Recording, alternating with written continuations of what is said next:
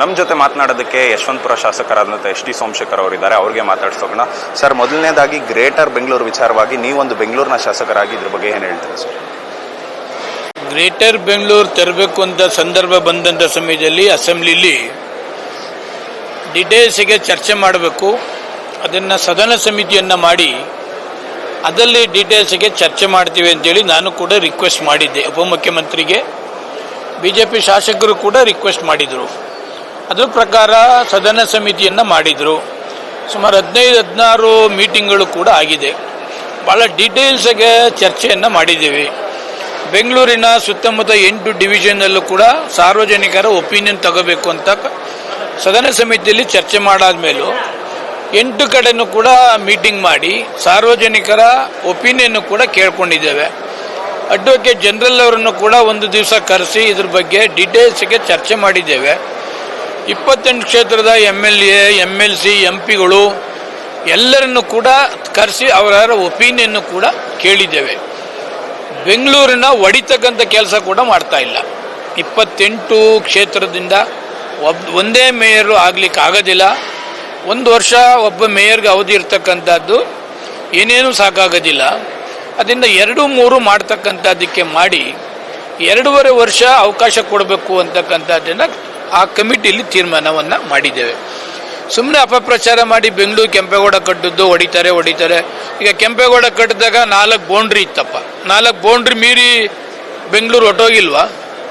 ಅದರಿಂದ ನಾವು BJP ಸರ್ಕಾರ ಇದ್ದಾಗಲೂ ಕೂಡ ಕಾರ್ಪೊರೇಷನ್ ಲಿಮಿಟ್ ಎಲ್ಲಿ ಬರ್ತದೆ ಅಲ್ಲಿಂದ 1 ಕಿಲೋಮೀಟರ್ ಒಳಗಡೆ ಕಾರ್ಪೊರೇಷನ್ ಸೇರಿಸ್ಕೋಬೇಕು ಅಂತಕ್ಕಂಥದ್ದು ಕೂಡ ಆಗಿತ್ತು.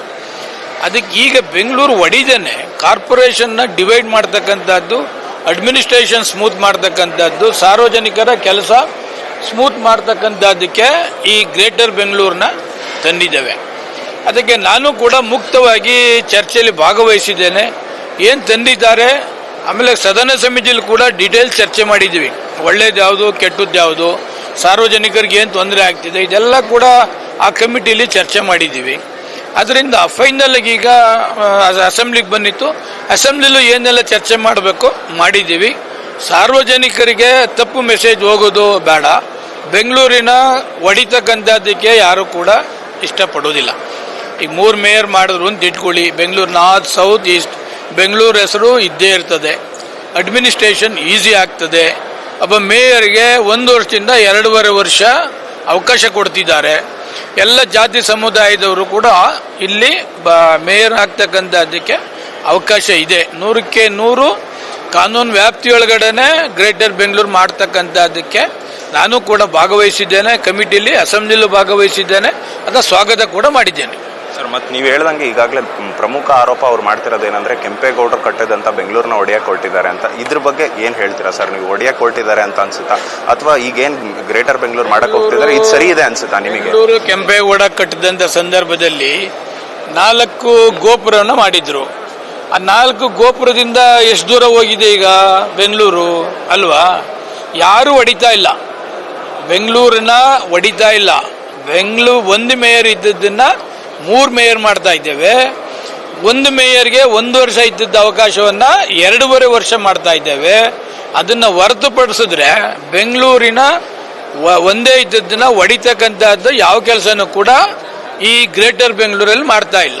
ಸರ್, ಈಗ ಸರ್ಕಾರದವರು ಕೂಡ ಗ್ಯಾರಂಟಿ ಅನುಷ್ಠಾನ ಸಮಿತಿ ಕೂಡ ರಚನೆ ಮಾಡೋದಕ್ಕೆ ಹೊರಟಿದ್ದಾರೆ. ಇದಕ್ಕೆ ಕೂಡ ತೀವ್ರ ವಿರೋಧ ಮಾಡ್ತಿದ್ದಾರೆ. ಇದ್ಯಾಕೆ ಸಮಿತಿ ರಚನೆ ಚರ್ಚೆ ಆಗ್ತಾ ಇದೆ, ನೋಡೋಣ ಬಗ್ಗೆ ಏನು ಹೇಳ್ತಾರೆ? ಇನ್ನು ಚರ್ಚೆ ಆಗ್ತಾ ಇದೆ. ಎಸ್, ಇದಾಗಿತ್ತು ಎಸ್ ಟಿ ಸೋಮಶೇಖರ್ ಅವರ ಮಾತುಗಳು. ಕ್ಯಾಮ್ರಾ ಪರ್ಸನ್ ಕಿರಣ್ ಜೊತೆ ಓಂ ವಿವೇಕ್, ಆದಿತ್ಯ ಕಾರ್ಲೇಕರ್, ಅಶ್ವವೇಗ ನ್ಯೂಸ್.